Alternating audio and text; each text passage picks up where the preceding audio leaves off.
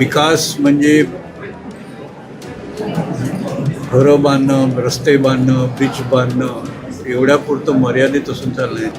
विद्यापीठाच्या रूपात त्याला एक एकत्रित त्याला फ्रेमवर्क मिळेल आणि त्यामुळे मला वाटतं हे कोकण भाग जो आधीच त्याच्यामध्ये खूप मोठी भर पडेल या विद्यापीठाच्या माध्यमातून, असं मला विश्वास होतो. या असल्या प्रकारच्या आर्ग्युमेंट्समुळे मग असं मोठं लाखो लोकांची परीक्षा घ्या आणि लाखो लोकांची परीक्षा काही काही परिस्थितीत घ्यायला लागते, इंटरनॅशनल सुद्धा आहे, पण मग हा घोळ कशासाठी?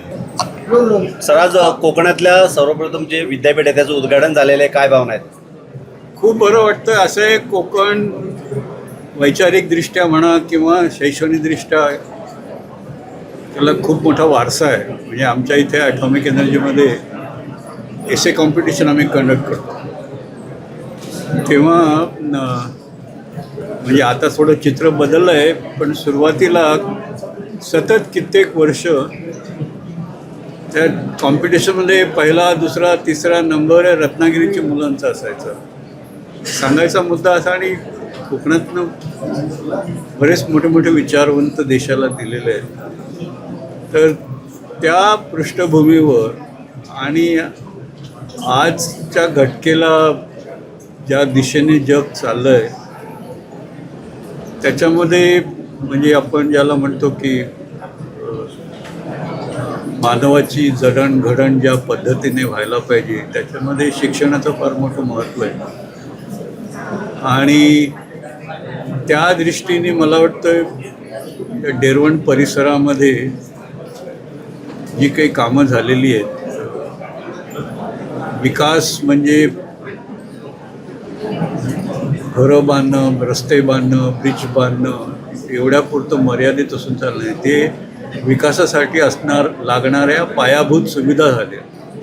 विकास जर म्हणायचा तर मानवी क्षमता किती वाढली आहे, आपलं आकलन किती वाढलं आहे, आपण सस्टेनेबल डेव्हलपमेंटच्या पद्धतीने पुढे जातो आहे की विनाशाकडे चाललो आहे, या बाबतीचं भान मानवाला आणि समाजाला असणं आणि आपला मार्ग चांगल्या पद्धतीने ते मार्गक्रमण करण्याची क्षमता आणि एकूणच तयारी असणं, याला मी खरा विकास मिळेल.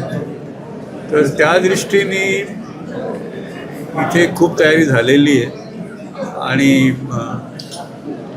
विद्यापीठाच्या रूपात त्याला एक एकत्रित त्याला फ्रेमवर्क मिळेल आणि त्यामुळे मला वाटतं हे कोकण भाग जो आधीच विचारांच्या दृष्टीने म्हणा, ज्ञानाच्या खूप समृद्ध आहे, त्याच्यामध्ये खूप मोठी भर पडेल या विद्यापीठाच्या माध्यमातून, असं मला विश्वास होतो. सर, आता तुम्ही विद्यापीठाचं उद्घाटन केलं तुम्ही, मात्र मगाशी तुमचं वक्तव्य असं आलं की विद्यापीठ ही सर्टिफिकेट देण्याची फॅक्टरी बनलेली आहे, काय वाटते तुम्हाला? हो, ते मीच म्हटलं ना. म्हणजे काय नाही, असं आहे म्हणजे असं आहे की विद्यापीठात एकूण एफर्ट्स लावतो ना आपण, तर त्या एफर्ट्समध्ये परीक्षा घेण्यासाठीचे जे एफर्ट्स आहेत ते मला वाटतं खूप डिस्प्रपोर्शनेटली लार्ज आहे. चांगल्या विद्यापीठांमध्ये म्हणजे आता मोठे विद्यापीठ असलं, खूप संख्या जास्त असली तर ती गोष्ट वेगळी, पण खरं म्हणजे असं आहे की प्राध्यापक जो एका वर्गाला एक काही ठराविक विषय शिकवणार आहे किंवा शिकवतो आहे, त्याच्यानंतर त्याने तो विषय शिकवल्यानंतर मग ते प्राध्यापकाने जी परीक्षा घ्यायची असते मुलांची की त्यांना मुलांनी ते सगळं आत्मसात केलं की नाही केलं, म्हणून खरी परीक्षा.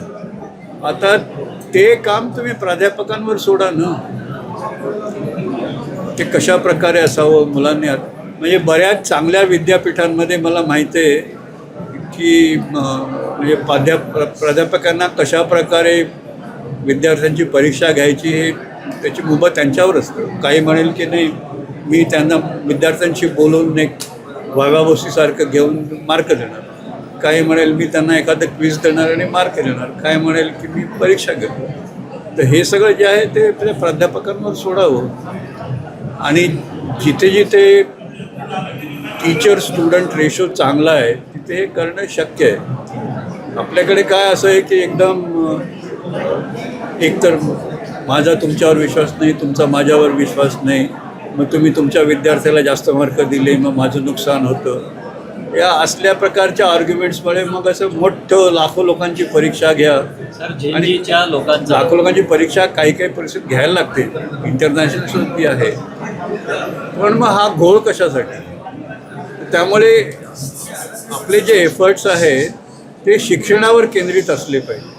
परीक्षा घेणं, व्हॅल्युएशन करणं ही महत्त्वाची गोष्ट आहे, पण that is not an end in itself. End is to विद्यार्थ्यांना तयार करणं, ते महत्त्वाचं. परीक्षेचा उल्लेख केला तुम्ही आता, मात्र परीक्षेचे पेपरच फुटत आहेत आणि मग युवकांना रस्त्यावर उतरावं लागतं. आंदोलन करावं लागतंय, तरुणाई रस्त्यावरती येते.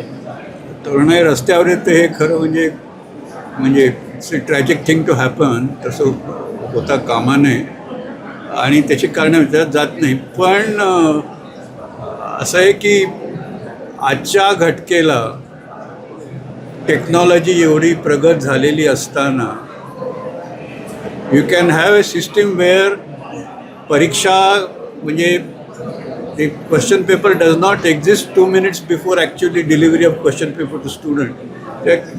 तर मग ते पेपर लीकचा प्रश्नच येत नाही आणि अशी टेक्नॉलॉजी शक्य आहे, पण ते का होत नाही? तर मला असं म्हणजे प्रश्न असा आहे की आपल्याला खरोखर इव्हॅल्युएशन करायचं आहे की त्या परीक्षेचा एक मोठा बिझनेस करायचा आहे? आणि मग बिझनेस करायचं असेल तर मग मला काय म्हणायचं, ती गोष्ट वेगळी आहे. या सगळ्या प्रकरणानंतर कोकणाच्या दृष्टीने महत्त्वाचा विषय आहे. तुम्ही पण ह्याच्या परीक्षेवर जास्त जाऊ नका. नाही. कोकणाच्या दृष्टीने विषय हा चांगला विद्यापीठाचा उद्घाटनाचा जैतापूर आहे. अणुऊर्जा प्रकल्प किती 17 वर्ष रखडलेला आहे. काय ते? जैतापूर अणुऊर्जा प्रकल्प हां. तो 17 वर्ष रखडलेला आहे. हां तुम्ही अनायसे त्या क्षेत्राशी संबंधित आहात, मुख्य आहे. हां. ह्याला कारण काय सांगा? त्याचं खरं कारण असं आहे की त्या फ्रेंच